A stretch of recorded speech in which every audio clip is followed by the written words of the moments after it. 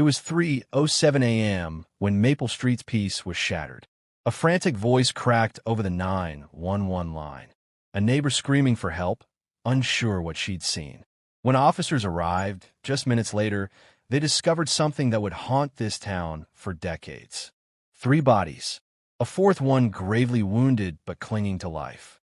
Evidence scattered across pristine lawns and inside homes that looked just like yours. That morning, the Maple Street murders became the puzzle no one could piece together. Who could carry out such violence in a place so familiar? And why? Tonight, over the next hours, we'll walk you step by step through the crime, the investigation, and the theories, revealing every clue, every dead end, and the question that still echoes. Is the person who walked away from Maple Street still free? Stay with me. The responding officers found windows broken, doors ajar, and rooms strewn with signs of struggle. In the master bedroom, a single photo frame lay face down. In the basement, a chilling mark, something intentional. But some evidence would vanish. Some statements would contradict each other, and whispers would emerge. Neighbor rumors, odd behaviors, secrets buried behind locked doors. Over the course of this series, we'll let the voices of survivors, detectives, and families speak for themselves. You'll hear the 911 call, the interrogation tapes, the autopsy report. At each stage, I'll pause and ask, what would you believe? What would you pursue? Because the truth is never obvious. And sometimes, the smallest detail opens the door to everything. Let's begin. Every town has a street like this one. A street where children ride their bikes in the summer, where neighbors wave at each other from across freshly cut lawns, where the nights are so still you can almost hear the crickets in the distance. On Maple Street, in the early 1990s, families went to bed without locking every door. They trusted one another. They believed they were safe. But one night, one unforgettable night, everything changed. At exactly 3:07 a.m., a call came into the county's 911 dispatch. The caller was frantic, her voice cracked with fear, the kind of fear that shakes you before you even understand what's happening. When officers arrived minutes later, they expected maybe a break-in, maybe a domestic dispute. But nothing could prepare them for what they were about to see. Inside one home, blood, silence, and the unmistakable aftermath of violence. 3 people gone, one still breathing barely, a scene that didn't make sense then and still doesn't today. The Maple Street murders would paralyze this neighborhood, devastate families, and spark an investigation that stretched on for decades. But from the very beginning, one question loomed over everyone. Who had done this, and why? She said she heard screaming. She thought she saw someone moving in the shadows. And then, she whispered something that still chills investigators to this day. I think they're all dead. These weren't strangers. These were people with stories, with children, with lives rooted in this very block. So what could possibly drive someone to rip them away in the dead of night? Was it a random attack by someone passing through? Was it personal, a betrayal, a grudge, something buried in the past? Or was the killer someone they knew, someone who had walked through their doors before? Over the years, detectives uncovered evidence that raised more questions than answers. A weapon that didn't match the wounds. Fingerprints that didn't belong to anyone in the house. Neighbors who claimed they saw something, but couldn't agree on what. And then there were the secrets. Diaries, financial troubles, hidden relationships, things no one expected to find behind the doors of Maple Street. But perhaps the most disturbing part of this case wasn't what investigators discovered immediately, but what they didn't. Evidence went missing. Witness statements were changed. And some people very close to the victims, refused to talk at all. So the question becomes, was Maple Street the scene of a random act of brutality? Or was it hiding a truth too dangerous to expose? We'll unravel every piece of this story. And by the end, you'll have to ask yourself, could the person responsible still be walking free, right now, just down the street from you? Maple Street wasn't famous. It wasn't wealthy. It wasn't troubled. It was just another neighborhood in a small Midwestern town. A place where fathers washed their cars on Saturdays, mothers traded recipes over fences, and children rode their bikes until the streetlights flickered on. On this street, doors were left unlocked, neighbors borrowed sugar without asking, and families trusted each other. But in the early hours of a warm spring night, all of that trust was shattered. At exactly 3:07 a.m., the county dispatch center picked up a call. The voice on the other end was shaking, breathless, nearly impossible to understand. A woman, one of the neighbors, said she had heard screaming. At first, she thought it was just kids, maybe teenagers causing trouble. But then she said she heard something else, a sound that made her pick up the phone. Silence. "Something is wrong on Maple Street," she told the operator. "I think they're all dead." Within minutes, 2 patrol cars rolled onto Maple Street. Their headlights cut across the stillness of the block. No dogs barking, no lights flicking on in windows, just darkness, except for the red and blue strobe of police cruisers. Officers stepped out expecting maybe a burglary in progress, or at worst, a domestic fight gone too far. What they walked into would haunt them for the rest of their careers. The front door was unlocked. Inside, everything was quiet. Too quiet. The kind of silence that makes every step echo. The living room showed no sign of forced entry. A lamp was still glowing. A coffee mug sat on the table, half full. Whoever had come into this house, they hadn't rushed. They hadn't panicked. But just a few steps further in, the horror revealed itself. 3 people were found dead inside. A 4th was barely clinging to life. Blood pooled across the carpet. Furniture was overturned. In a master bedroom, investigators found a family photograph face down on the floor, as if someone had deliberately pushed it over. And then, in the basement, they found something investigators would never forget. A single word carved into the wooden doorframe. A word no one in the family could explain. By dawn, the entire street was awake. Neighbors whispered from behind curtains, terrified by the sight of flashing lights and detectives combing through the house. Some said they'd heard screams. Others insisted they heard nothing at all. But the strangest thing was this. Not a single person saw anyone enter or leave the home that night. How could someone carry out something so brutal and vanish without being seen? By the next morning, Maple Street was no longer just a neighborhood. It was a crime scene. The murders dominated the front pages of local newspapers. Reporters filled the sidewalks. News anchors called it the crime that stole the innocence of town. For the families of the victims, life would never be the same. And for the investigators, the nightmare was just beginning. Investigators documented everything. Blood spatter patterns, shoe prints by the door, fingerprints on a glass. But each piece of evidence raised more questions than answers. Why were there no signs of forced entry? Why had no neighbors seen or heard anyone leaving? And most disturbing of all, why had the killers spared no one, except for one survivor who hovered between life and death? The community responded with grief and fear. Within 24 hours, a candlelight vigil was held at the end of the block. Families wept. Children clung to their parents. Strangers held hands in silence. But behind the grief was a chilling realization. If the killer wasn't caught, he could still be out there, maybe even living among them. Detectives began piecing together a timeline. They believed the murders happened between 2:30 and 3 a.m. The victims had been alive and well earlier that evening. Neighbors saw them laughing on the porch, drinking iced tea, saying goodnight. But within hours, that same home was a graveyard. The investigation would start with those closest to the victims, family, friends, neighbors. And quickly, suspicion would turn inward. Who had reason to kill this family? What secrets were hidden behind those smiling photographs? And why would someone leave behind a crime scene so chaotic, yet so strangely calculated? Investigators would uncover evidence that made the Maple Street murders far more complicated than anyone had imagined. And as suspects emerged, the truth seemed to slip further out of reach. By sunrise, Maple Street was sealed off. Patrol cars lined the block, and investigators were ordered to go door to door, questioning every resident. Inside the station, detectives gathered around a whiteboard, already sketching out timelines and possible suspects. The first question was obvious.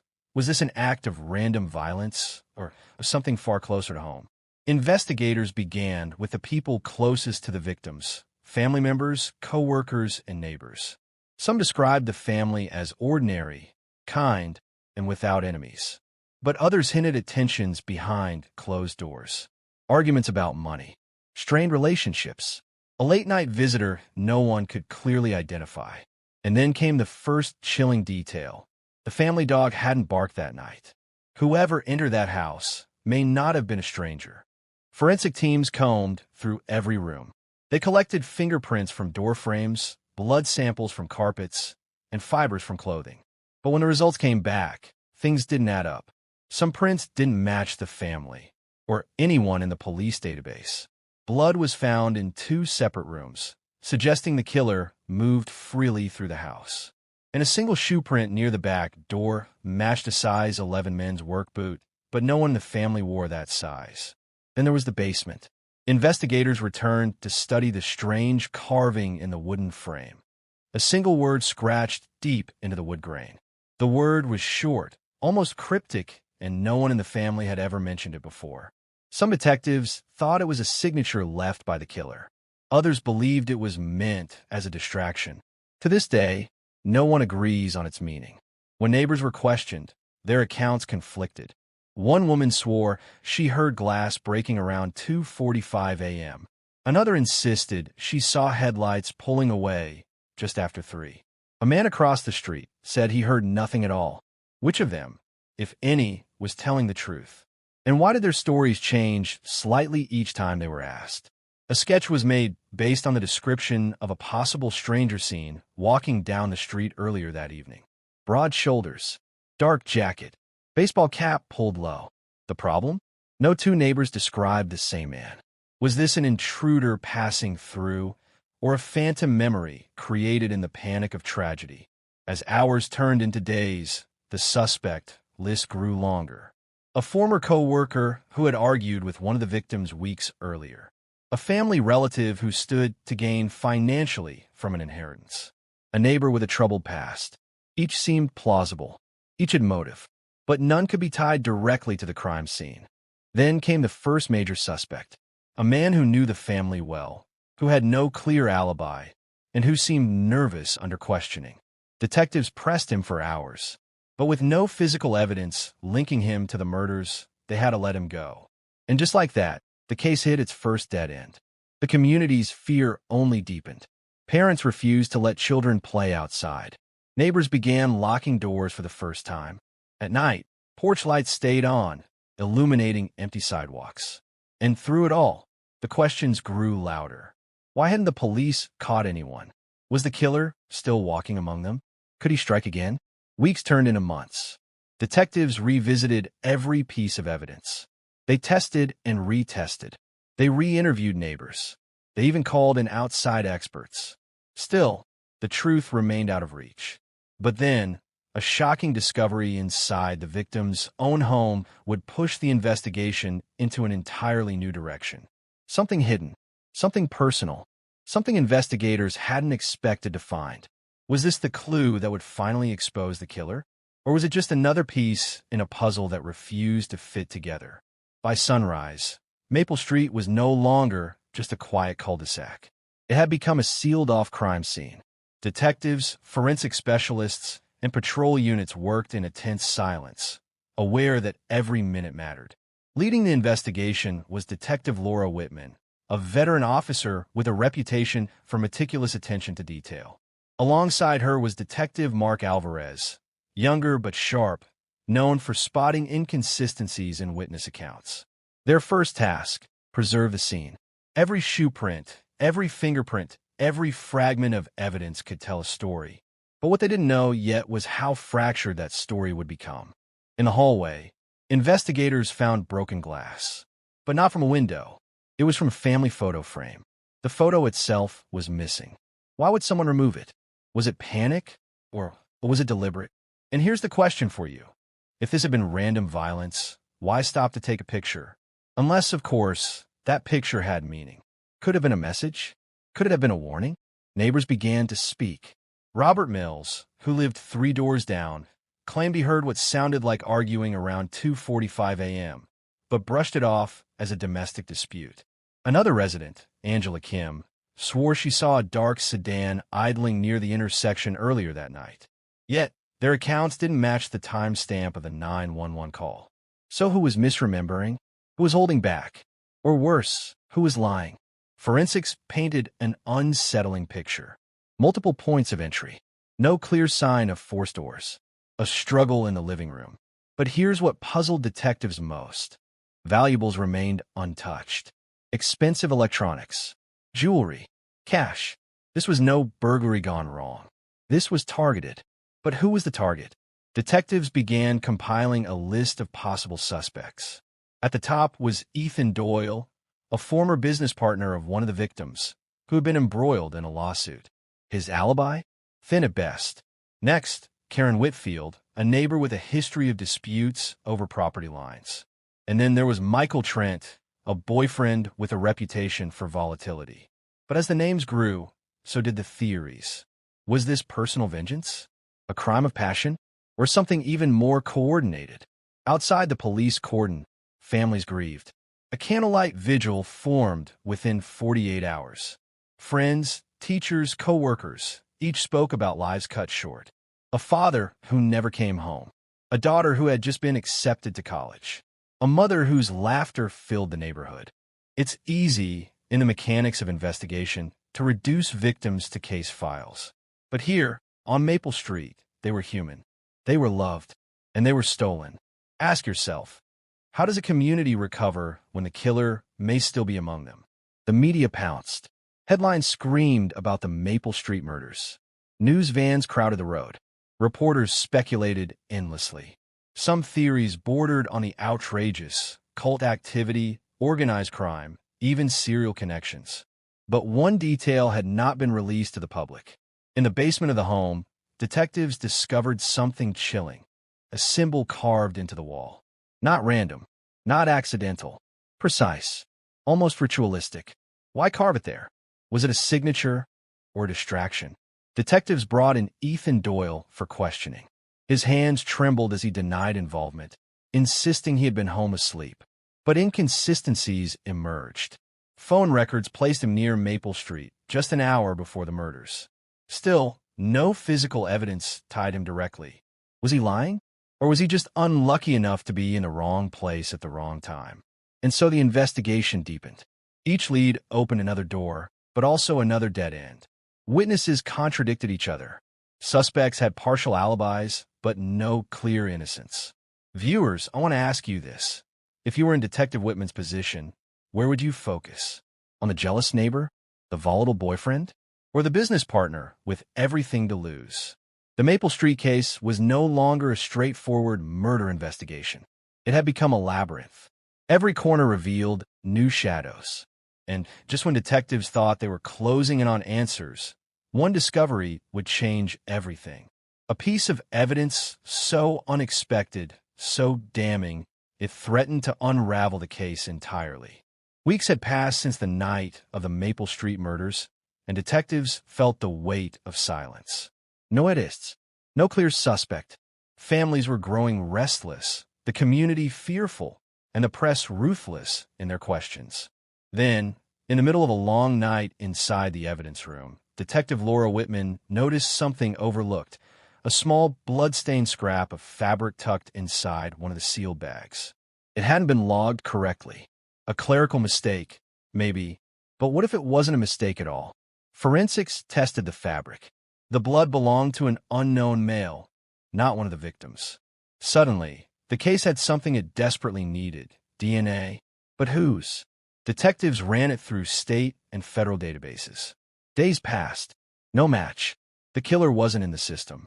Ask yourself, does that make him smarter or simply lucky? With this new evidence, detectives circled back to the neighborhood. Robert Mills now claimed he'd seen not one, but two figures moving near the home that night. Angela Kim, who initially reported the sedan, changed her story, saying it might have been a pickup truck instead. Why were neighbors' memories shifting? Pressure? Fear? Or were they hiding something from the beginning? Police held a press conference.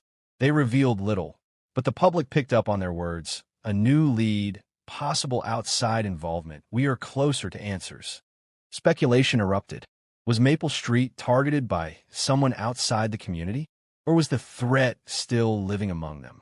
Meanwhile, Detective Mark Alvarez dug into the victim's financial records. Buried within routine bank statements, he found unusual withdrawals, thousands of dollars taken out in cash in the weeks leading up to the murders. But by whom? And for what? Could this have been extortion, blackmail, or hush money for something much larger? One victim, Rachel Henson, was captured on security cameras making a withdrawal late at night. Her face tense, her movements hurried. Viewers, ask yourself, if you were in her position, would you risk sneaking out alone? What fear, what secret would drive someone to do this in silence? The suspect pool deepened.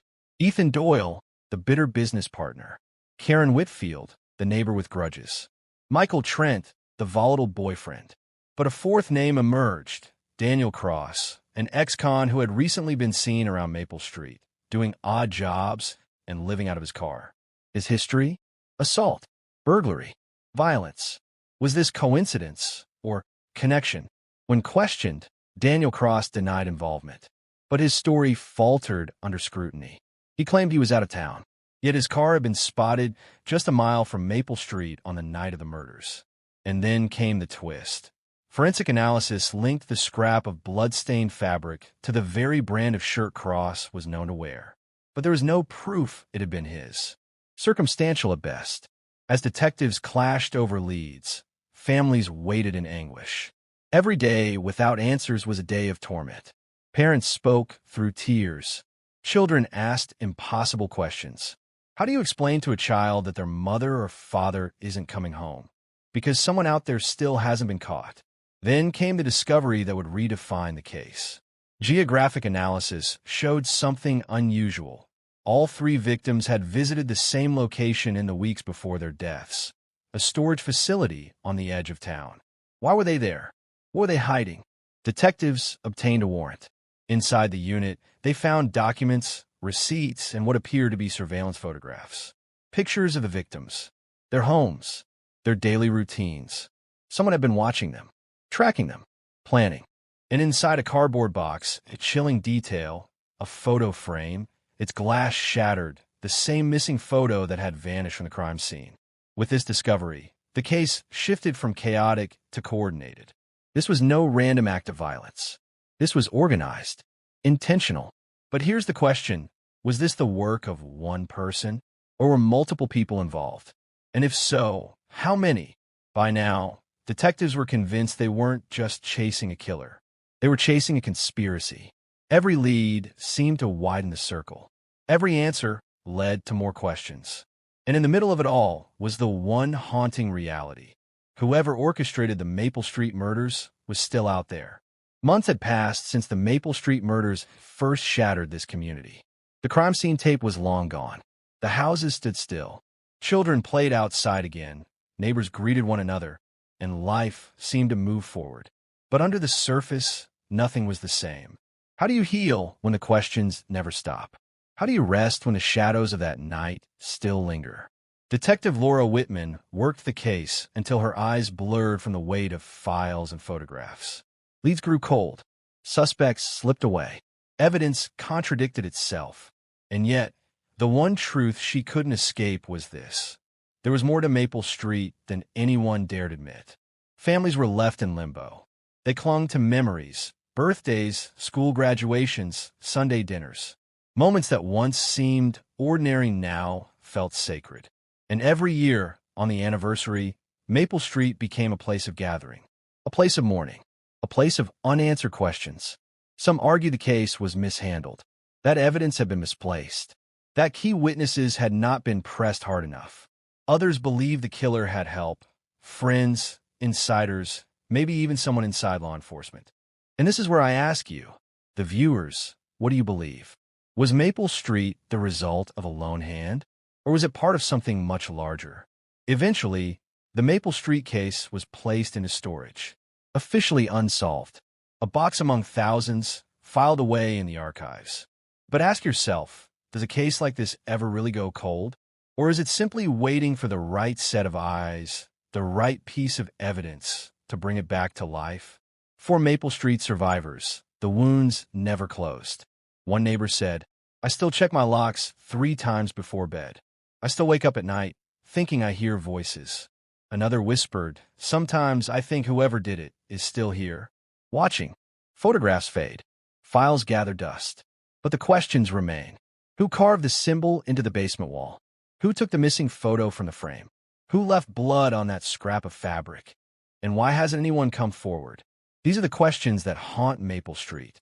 And so, we return to that night. A single 911 call. A neighborhood asleep. A crime so brutal it scarred the community forever. The Maple Street murders are more than just an unsolved case. They are a reminder, a warning, that sometimes the darkest truths hide in plain sight. And until those truths are uncovered, until justice is served, Maple Street will never rest. What do you believe happened on Maple Street? Do you think the killer acted alone? Or are there more secrets hidden in the shadows of that neighborhood?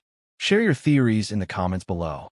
Your insight might just be the key to unlocking the truth. And if you want to continue exploring the darkest mysteries and unsolved cases, make sure you subscribe and turn on notifications so you never miss the next story. Because in the world of true crime, answers don't come easy. But together, perhaps, we can get closer to the truth.